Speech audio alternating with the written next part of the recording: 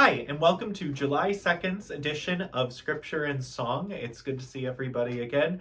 We have our special guest back. Now that school's over, Liz has some more time and we can start doing this. Today's reading comes from the Gospel of Matthew, and we are in the year of Matthew, so they all come from Matthew. And it's a great reading because it calls us to kind of look at ourselves today, and I think it's good to meditate on the message. So today's reading is from chapter 9, and it is verses 9 through 13. As Jesus passed by, he saw a man named Matthew sitting at the customs post. He said to him, "Follow me," and he got up and followed him. While he was at table in his house, many tax collectors and sinners came and sat with Jesus and his disciples. The Pharisees saw this and said to his disciples, "Why does your teacher eat with tax collectors and sinners?" He heard this and said, "Those who are well do not need a physician, but the sick do. Go and learn the meaning of the words, 'I desire mercy, not sacrifice.' I did not come to call the righteous, but sinners." I think this is such a great reading for today because we are in such a divided world, and there's no beating around it. There's no way of healing that. There's no way of glossing it over. We are in a place where there is so much where we are so angry.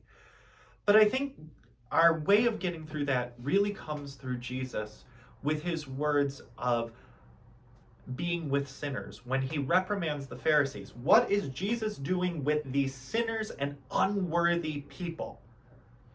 And he did not come for the righteous, he came for the sinners.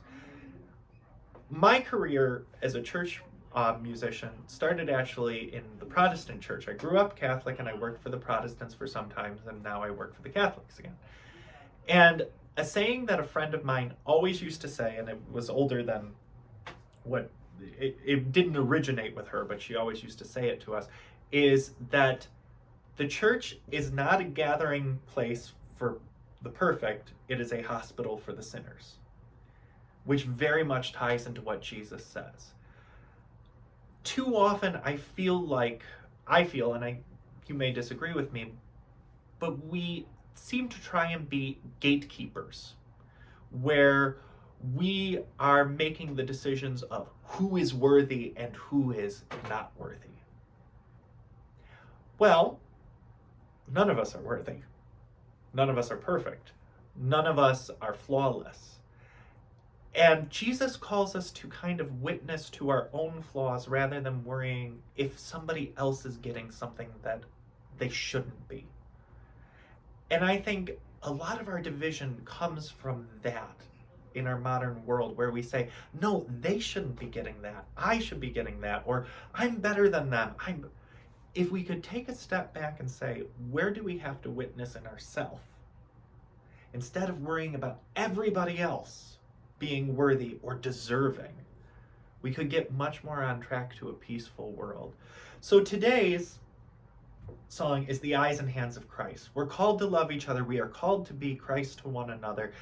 And this is talking about, in this song, how by being with each other and viewing each other as the same, we will be in a better place. It isn't what we say, it is our actions that we need to care about. So I hope you enjoy having Liz back, and I hope this song speaks to you a lot today.